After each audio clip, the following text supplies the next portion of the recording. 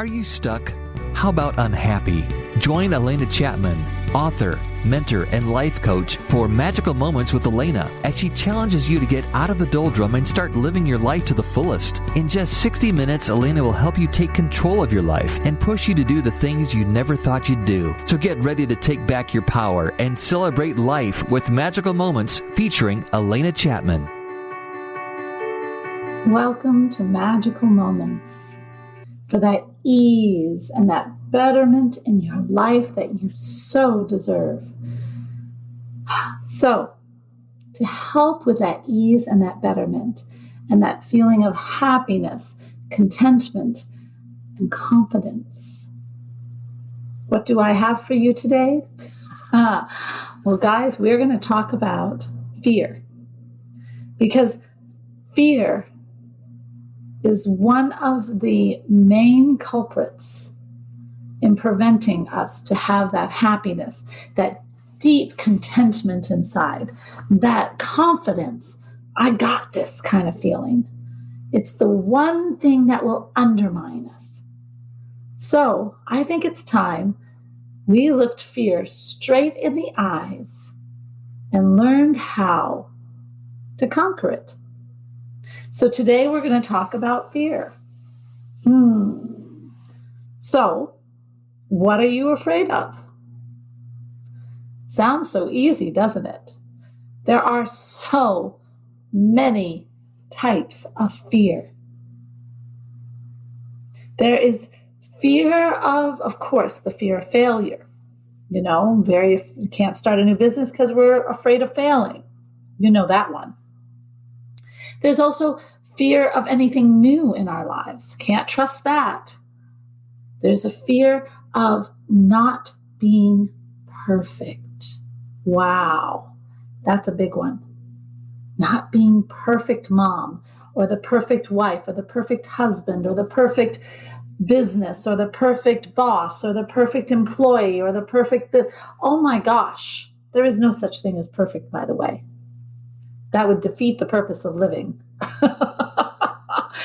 There's also a fear of trusting. We have a very big fear about trusting anything, not just people, although that is big, but also fear of trusting anything different. Two that people don't talk about a lot are fear of security, or fear of not having security is better. I like that better. And fear of loneliness. That's a big one. That's a big one. And that's the root of some of the dysfunctional behaviors in relationships, is that fear of loneliness. Isn't that interesting? The exact thing they fear the most is what they usually cause. And we're going to talk more about that. Really, guys, my beautiful listeners, fear shrinks our ability to see a problem as it really is or is not, to rationalize, to be creative. It shrinks all this. It shrinks our ability to even see the opportunities. And thus, every time we have that fear, we don't come up with a useful solution or even a way to start achieving anything. Instead, we find a way to back away from it and stay in our comfort zone. Fear keeps us in our comfort zone, no matter how much we like it or we don't like it. I know there are people who will stay in a relationship because even though they are extremely unhappy, because of the fear of being alone. Can I make it? There, fear of security. Do I really want to go to bed every night by myself? Loneliness. Okay, so you got both. What am I going to do with myself? So you got the loneliness, but the security, it hits you straight. You get two fears that knock you right over the head. So they stay where they're incredibly not happy. And yet if they conquer that fear, they'd see that they would form the security they need, that they can do it themselves.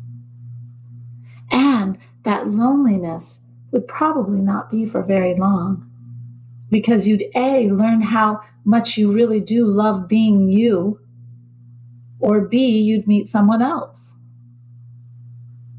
But yet, the fear keeps them where they're not happy. Interesting, isn't it? It's really funny. When my kids were little, or not even that little, we used to go on kayaking trips. I loved to kayak. And every time I would go kayaking, we would have to have 2 boats or 3 boats. Well, 2. And my oldest and my middle child would be in one, and the youngest and me would be in the other. Anyway, when we rented these kayaks, and we were going down the river, and it was nice and calm. It's a beautiful river in Vermont. And the lady had told us at the second bridge, because there were 3 bridges that crossed over this river. At the second bridge would be the place where we would drop off our kayaks and be picked up by the shuttle, okay? So off we go, and we get to that second bridge. And I looked over there. There was no place that looked like it was a drop-off place. And my middle son said, "Mom," she said the second bridge. She said the second bridge. I said, and he was 8. And I said, "Honey, that really doesn't look like it." And he said, "Mom, it's it. She told us it was it." I said, okay, we'll check it out. So we bring our kayaks over to this very muddy bank. And I get out, and I'm sinking in that mud. And he gets out, and I'm saying, "Honey, there is no way to get up this bank. This is really muddy and bad." I said, "I don't think this is it, hon." And he goes, "But this is what she said." I said, "Honey, I think she was wrong." And he started to panic. And I had to calm down his panic. Luckily, I've dealt with a lot of panic in my life with other people when I was 10, when it started. But I was able to say, "Okay, you've got to breathe." I said, "Honey, just breathe deep with me. Breathe deep." I said, "This is not anything we can't solve." I said, we don't want to go into a panic, and you are going into a panic. I said, when we go into a panic, we can't think. And if we can't think, we can't get ourselves out of the problem. I said, so you've got to breathe. You've got to calm down. And then we can think of what we're going to do. And I got him to calm down. And then I said, I bet there's another bridge. I think we should try one more. I think she was mistaken. And he looked at me and he was so cute. He gave me this, "Okay, Mom, we'll try it your way." And then I also helped him to look at some of the wildlife on that very muddy bank. And we discovered little paws of bobcats, and we saw, so we learned about leeches, which was the first thing I've ever seen. And that made me think, oh my gosh, I'm in this mud. Luckily, I didn't get any on me. And so we got back into the kayaks, and there and behold, the very next bridge was the pickup place. Now, if we had panicked, we let that fear eat us, we would have not gone to that third bridge, because we would have shrunk our ability to think clearly. And it really does do that. And the other thing is, this wonderful fear is like cancer, guys. It really does seep into every part of our lives. Even if we don't know it, it guides us into the habits that are destructive. It guides us into if we succeed or we don't. Because if it cripples our ability to think creatively, to move with each opportunity or challenge, to think of it in a way that is clear visioned with creativity and ideas and solutions well, just reasoning it out in a way that is clear and not with buts and ifs, then we don't succeed because we're always thinking the very worst. We're always trying to cover all the worst bases. That's a naysayer, guys. Or in love. I see it all the time in love. Our fear puts us into a guarding position. We love this person, but boy, oh boy, we can't let that person in too close because what if it doesn't work out? 3 months down the line, 4 months down the line, 5 months down the line. Can't let them too close. Before you know it, you lose them. Because you're not available. What about how we react with other people?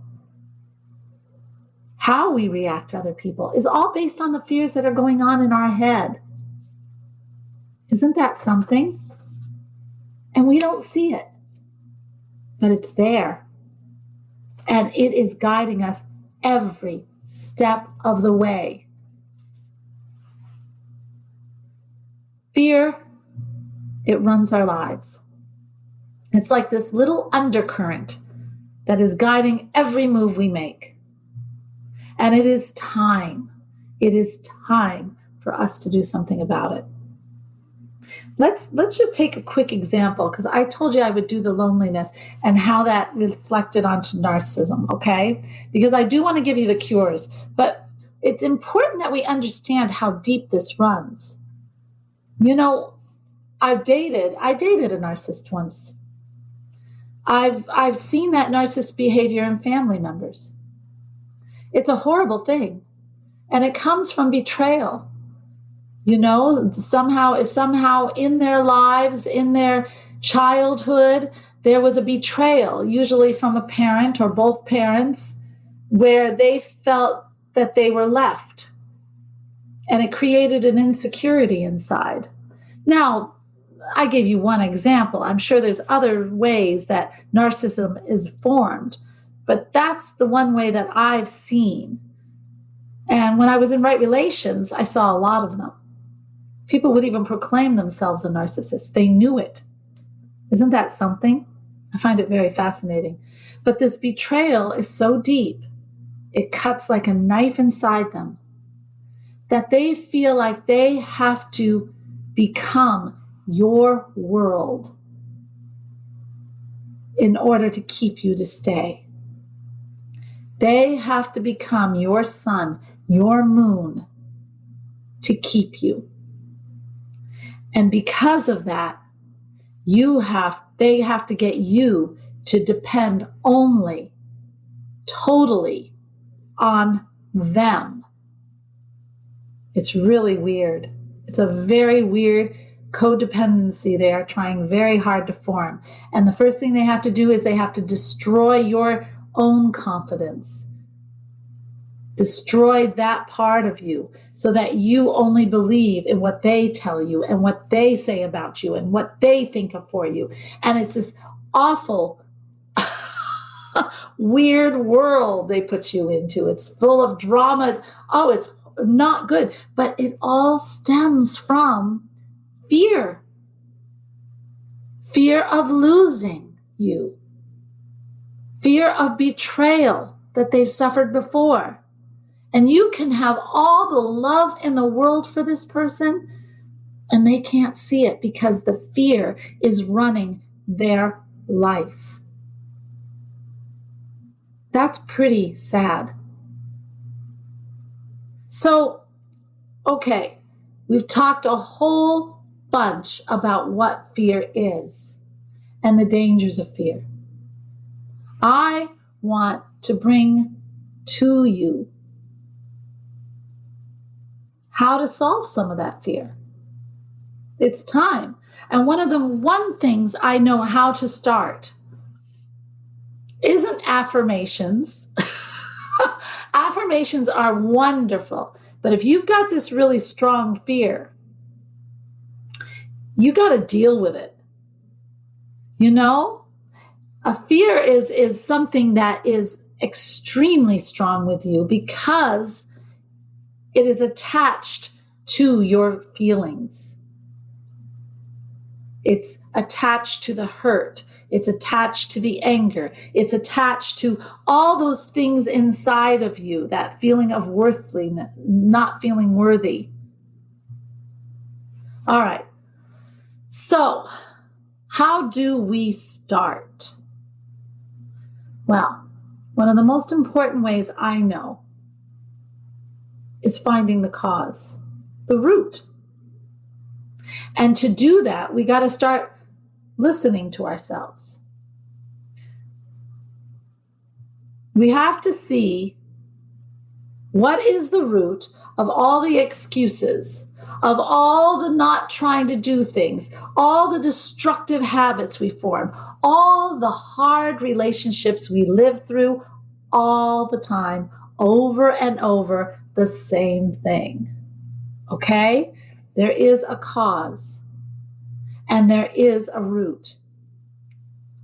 It's like it branched out all these beautiful leaves, and you got to get past all the stems, the leaves, the trunk, and down into the root of it inside of you. Okay? So, the first question, how you do this is, first you ask yourself, how do I express it? How do I express it in myself?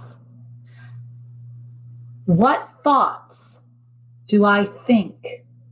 Because there are a set of thoughts you think every time you have to deal with fear. Now, there are several categories that people kind of react in when they're faced with the fear, when the fear first comes into play. One of them is panic. One of them is wanting to freeze, which I kind of think is panic. I guess panic can be running around and everything else like crazy, but freezing like a rabbit, getting really busy and ignoring it. I know a lot of people who do that. Anger or striking out. You ever have that happen? Someone strikes out at you and you're like, what in the heck? What did I do? That was their fear. Our excuses, our procrastination. Oh, I'll do it tomorrow. And inside you're thinking, I don't want to do this. I can't do this. What if I do this and it goes really badly? What if, but I wonder, is it possible for us to dream all of our wonderful dreams, to act the way we want to act, to do what we want to do, to rationalize, or better yet, to think the way we want to think without rationalizing fear into the equation? I think it is. In fact, I know it is. But I do want to let you know one thing. When you're looking for this cause and you're looking for all these reasons why you have this fear, I want you to know that every single one of us, everyone, even me, and really, I don't have, people always tell me, Alena, you don't have any fear. Well, that's not true. That's not true. Although I have minimal amount of fear. But I've worked on it. I've worked a lot on it. And I'll tell you, even I had, that's funny. I had that unsettled feeling, you know, that feeling in the gut, that uncertainty, that just unsettledness, that little buzzing around, I hate that feeling, where you can't get the breath all the way down. You can't open up to the pelvic floor because it's tight because of that unsettledness. That is the undercurrent of the fear. And we all have that. Everyone has that. But instead of starting to look for the cause, what we do is we mask it because we've been taught to. We are consumers, folks. If you go to any poll, they call us consumers. What are consumers? Consumers are people who look outside themselves for the answer, pay for something. So how do we deal with our fear? The same way we deal with everything else. We look outside ourselves. My mom's favorite thing was to go shopping. Yeah, a new necklace or something, a new shirt. That solves that unsettled feeling. No, it doesn't. It masks it for a while. Or we decide, okay, I'm going to swallow myself up in my job and I'm just going to do what I know. And we just swallow ourselves up in making money. Or we think if we're famous, it's going to get us all better. Or we think if we are, I don't know, anything other than dealing with the cause. We want to mask it with all this consumer stuff. But the thing is, that stuff makes it worse. I know so many people who swallowed themselves up in their jobs that their relationships at home didn't work out so well. I know so many people who wanted to be famous, but then end up not happy and even sometimes addicted to things because they hurt so much inside. All of this is because we're scared to look at the cause, because the cause is what is causing the fear, which is whatever that event was in our lives. I'll give you a for instance. When I was trying to get a house, I was newly divorced and I was trying to get a house for my kids and myself. And at first I was fine. I loved looking for houses. I was trying to get the kids all excited about moving. So I'm showing them the houses and everything's great, great, great. But I had to get a mortgage. And when I went to get the mortgage, the kids were all excited. I left the house, felt great, got into the car, went on my way. I turned in to the plaza where the title company and I'm going to get the mortgage there. And I froze. Remember I said I freeze? I froze. And I just grabbed the steering wheel and my hands, I grabbed that steering wheel and I pressed on the brake and I was breaking out in a sweat and I was rigid. And then the thoughts started, those awful thoughts of, what are you doing? Are you out of your mind? You can't do this. You don't know anything about this.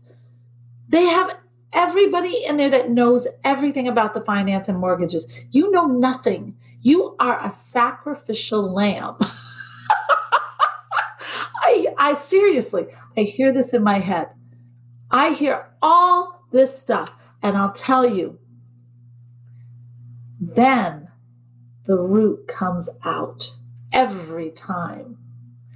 You are supposed to have someone that takes care of you. That was my mother. Right there. And I had to get myself together because I was not myself. I was scared to death that I was going to be eaten alive in there because I didn't know what I was doing. And it really took knowledge and knowing how to deal with this in the moment and understanding how I process fear to get to that root, that I was able to talk it down a little bit. I knew to say, okay, all right, I hear you. All right, yes, I don't know what I'm doing at all. However, who else is going to do this? And if I'm really that put off in there, then I'll just say, hey, we got to put this on hold. I'm going to get my own lawyer in here so I understand. I was reasoning with my fear. And I was saying, if it's not working out, I'll take care of it. But I'm going in. I'm going to do this. So then I said, all right, I'm going to drive over there and get out of my car. Because I knew in myself that action would break the fear. If I could get my foot off the brake, which wasn't easy, and move that car and then get out of that car, then I had broken the fear. I knew that. Broken that energy. So I talked it down as much as I could, and I eased my foot off the pedal of the brake and onto the gas, and I drove very slowly but surely over to that building, and then I got out and slammed the door. That's how I dealt with that fear. But I knew it. And then, because I knew the root of that fear now, that had plagued me so badly in so many ways, had revealed itself. Then in a meditation, I was able to start conquering that fear of not being able to do it on my own. That's what that fear was. Not being able to set up that security by myself, for myself, that I needed someone else to do it. So silly, really. But yet, it was the undercurrent in my life. It's pretty big. Okay, so we talked a little bit about the cause. That's a big one. It's time for us to find out the causes, because when we do, that's when we can start to rise above it. But I really want to show you some really cool techniques I know, and also show you some ways that the Buddhists do it, the Taoists do it, and that's going to be right after this break, because we do have to take a break. But you're listening to Magical Moments, and I guarantee once you understand, like I started to understand, oh my gosh, I started to conquer this fear. And that's what I want for you. So come right back and we will get this conquered. You're listening to Magical Moments with Alena Chapman, helping you find your inner purpose. Learn more online at soulmanifesto.com. Welcome back to Magical Moments for that ease and betterment in your life, folks. And I'll tell you what, we talked about the cause of this fear and what it could be. You know, really, if you're looking for that cause, it's figuring out the warning signs. You know, we talked a little bit before the break about finding out the cause of our fear, just to give you a little review. And I told you about my story with my getting the mortgage and driving a car. But this is the thing. Ask yourself. If you ask yourself, A, how do I react when I start to have that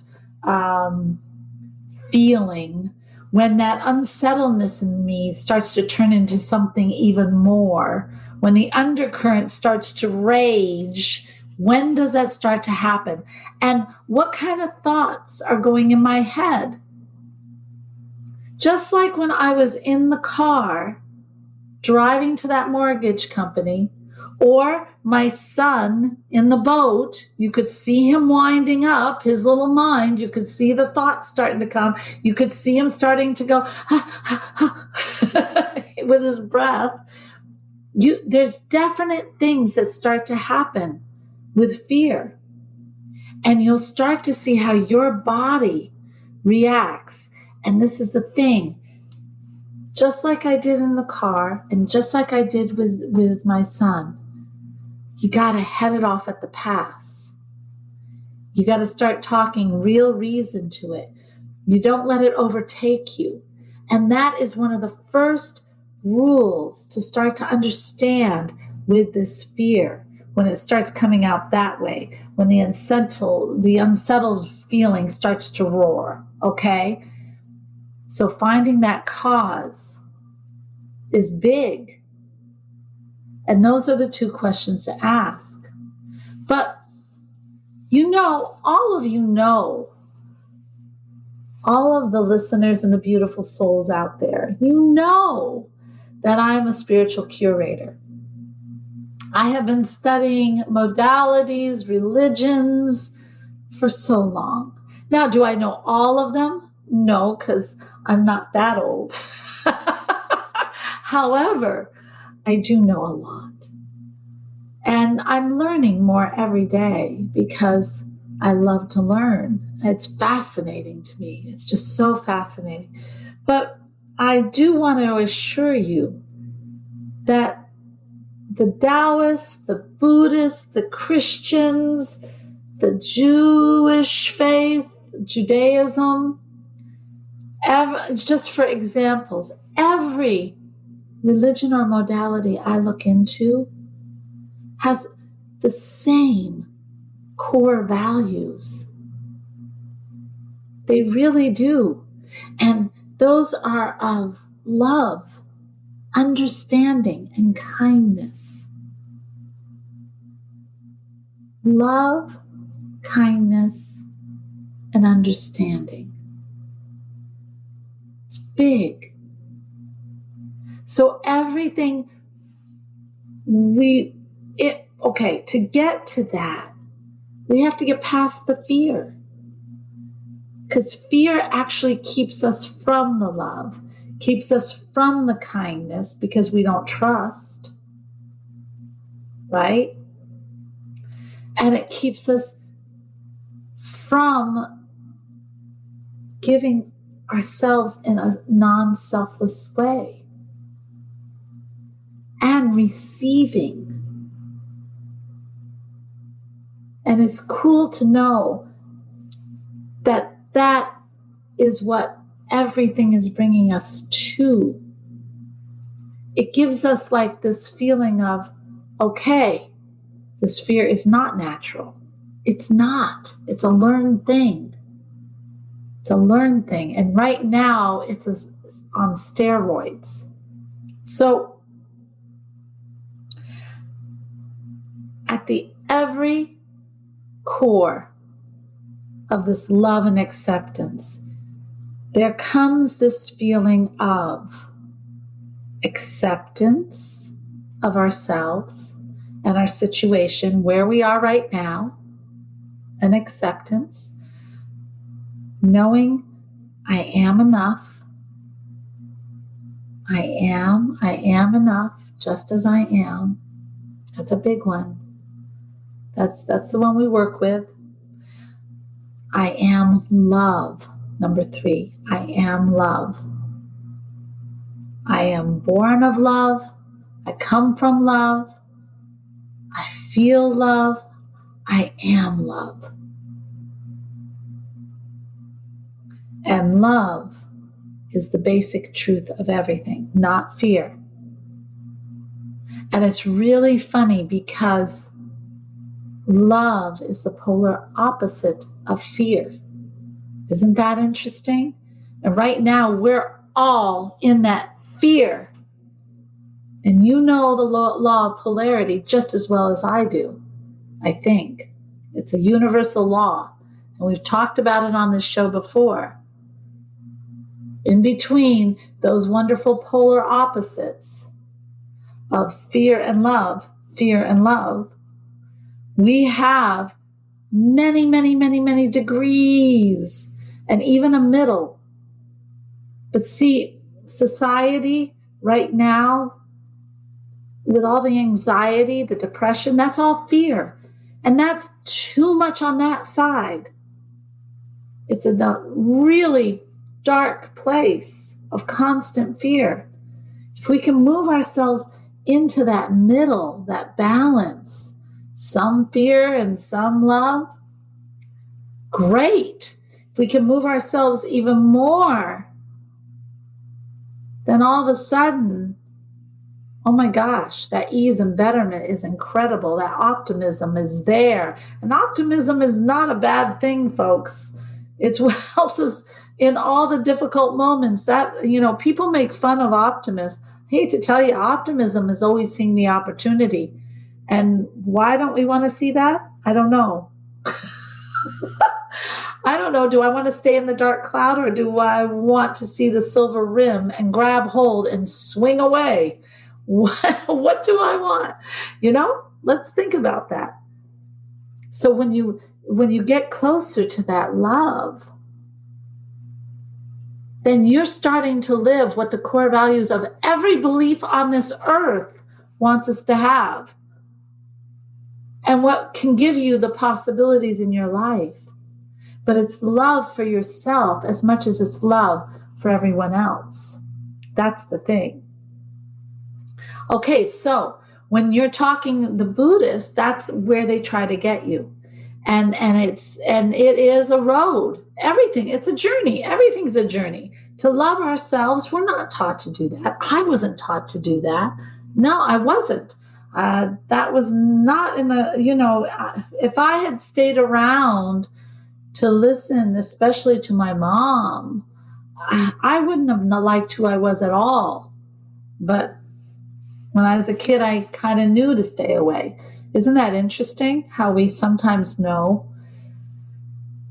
The more we open ourselves to these core beliefs, the more we can deal from the inside out on our fear, and it has lasting effects. So what I did, so that I can help you a little bit more, we talked about the cause. I thought I'd give you a couple more pointers based on what I've learned through the religions and the beliefs. Okay? When you do more of the Buddhist and the Taoist, and I love Taoism. I started it with Wayne Dyer. I remember I was 18. I was going to college. I was going into a field my parents really didn't approve of. So I didn't have the approval of my family. In fact, I had nightly lectures on how I was not choosing the right road. Okay, so that's enough to knock an 18-year-old off their block. And it wasn't just my parents, it was all my relatives. Oh, gosh.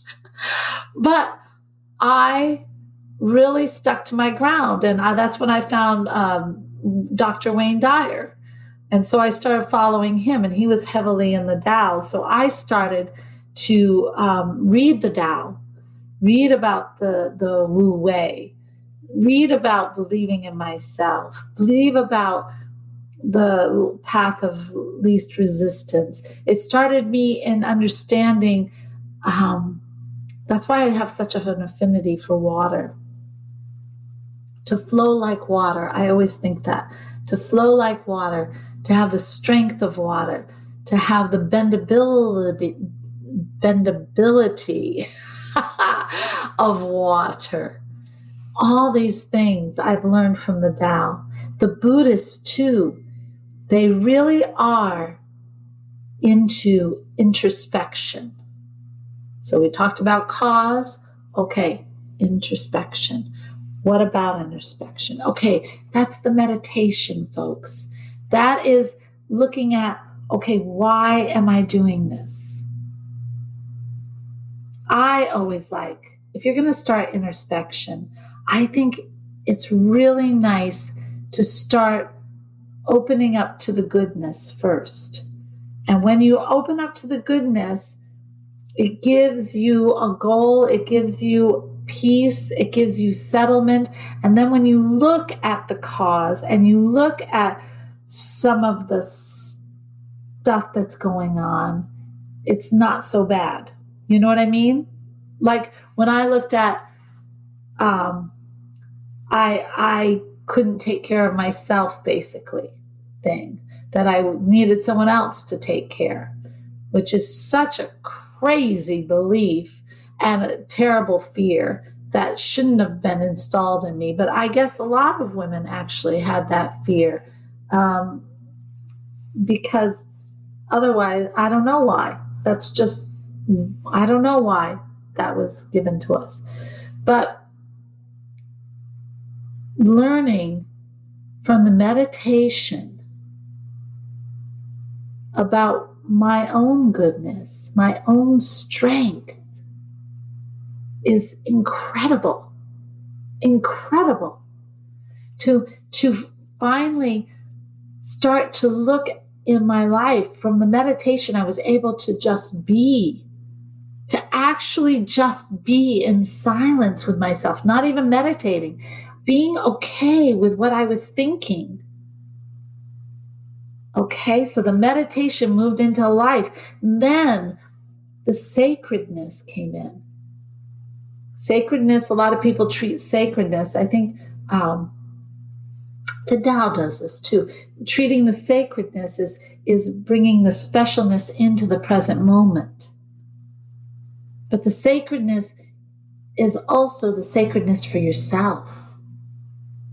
The sacredness is how we treat ourselves. And when we start to do the introspection, we're starting to build that belief in ourselves again, that love for ourselves again. And that makes it so much easier as the fear. We deal with different fears within ourselves. It gives us a solidness. You know? When I went inside and I started looking, I still didn't understand why I acquired that, but I did know I was taught it. I also saw how I was undermined. When I went back into my memories and when I did the meditations, I saw how I was undermined in so many ways. You know, little comments. It wasn't even one thing. It was little comments that were made that lodged into my psyche and formed the fear of I can't do it right by myself.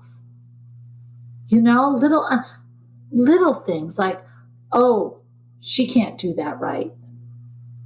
I did hear that. Little ways that people do this, they don't even realize it. And yet, it hurt my own self-confidence. Isn't that something? I'm sure we all have that kind of thing.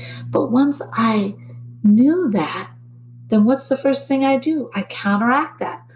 I learned that introspection. Now I have the power to say, wait a minute. I do have that confidence. And they are wrong. I actually wrote out all the things that I had accomplished in my life. All the things I had done. And I looked at that list and I thought, my gosh, of course I can do it myself. Do you see? The introspection gives you the power to understand. And once you understand, my gosh, it's so easy to prove it wrong. But you got to have the understanding. So both the cause and the introspection help you to gain that incredible power. It is power because now I am not afraid of trying something new that I might not know anything about. I know that I'll learn about it. I know there are people I can ask if I need it. I also know that I'm a very intelligent person. Do you see how that works? Yeah. Now, the other thing that I have found through all my studies is that incredible building of faith within ourselves, whatever that faith may mean. And that doesn't mean, in Christianity, we understand the faith, the faith is in God and in Jesus, okay, that ultimate source. But it's also the faith, the Buddhist is in yourself, in that infinite space. The Tao is the way of source, whatever that means for you. Whatever your belief, whatever system you go into, if you are Wiccan or pagan, you have that infinite belief in Mother Earth, in the sky, in the energy. Well, isn't God omnipresent? So the belief in that, if you are any religion has, or any modality has that force that incredible force, when we build our belief in that, and we actually know that we aren't alone, that we're not walking this journey by ourselves, that we are not just set down here and say, okay, succeed or fail. When you finally understand how much that we can depend on that, well, my gosh, it gives you wings. When we understand that we're co-creators, we're not creators by ourselves, we are co-creators. And that every idea we get is given from that incredible source. So how can we fail? How can we fail? Only if we let fear get involved. Because we're co-creating. And when we start to understand that bigger purpose, that bigger source, that bigger support system, that bigger, life, then that builds our confidence. It builds our, you know what it does? It settles that uncertainty inside of us. It settles that turning stomach, that undercurrent that seems to want to just roar. So it settles it down. When I started to really connect to my soul, and just hearing that small voice, that reassuring, loving small voice, when I started to do that, oh my gosh, guys, that was enough to just, I was like, oh my gosh, I truly am not alone. I've got something that understands and is for me and wants more for me than I even want for myself. See, all of those, those are three incredible things. The cause, the introspection, the building of yourself on this physical plane, and then the building of you on that spiritual plane. All those play into building a confident, happy, contented, fearless to points life. Now, you're not going to run off a cliff. You're not like irrational, folks, but you're fearless in that what you try to do. You're fearless in opportunities. You're fearless in just living the way you want to live. When you love fully. You give fully. When you go for something, you go for it with your heart and soul. You're not afraid to be vulnerable in who you are in any circumstance. You laugh heartier. You feel good about the choices you make. You never feel like you have to put a mask on. This is what you get when you start to deal with your fears. I do hope you have enjoyed this wonderful segment on fear. I hope that it helps you. I hope you start on this awesome journey, because there's nothing like feeling a lot less fear or feeling fearless. There's nothing like it in the whole wide world. And you deserve it more than anyone. So, of course, I want to tell you, if you want help with this, I'm here, and I'm at soulmanifestor.com. We have incredible programs. We do have that wonderful Inevitable You, folks. That is a wonderful way to start, because we talk about conquering the fear. And then you just don't hear about me. You hear Elizabeth Gilbert and how she deals with it every day of her life. And I like the way she deals with it. I wish my mom had known when she was alive, because it could have helped her. And also that wonderful way of introspection with Dave McElwain. He's fantastic with it. All these people have brought together to help you bring out that creativity and learn how to deal with the fear. And then from there, my gosh, you've got me, you've got Hello Soul, you've got the book Hello Soul, we've got a free soul talk. There's so much happening at soulmanifesto.com. You really should check it out, especially if you want that true happiness in your life, that true enrichment, and that fearlessness, that courage, that confidence. You know, that's why we're here. As always, guys, I love you so much. That's why I do these programs. That's my purpose. And I know in my heart that spirit is love. And the more we open ourselves to that love in every way, then spirit fills our life. So join me at Soul Manifesto. Let's start celebrating and tame that current inside. All right. Bye-bye now. We'll see you next week on Magical Moments. Bye. This has been Magical Moments with Alena, featuring Alena Chapman. If you missed an episode, download it now on iTunes, Spotify, TuneIn, CastBox, Deezer, Stitcher, Google Podcasts, or your favorite podcast platform. Learn more online at soulmanifesto.com.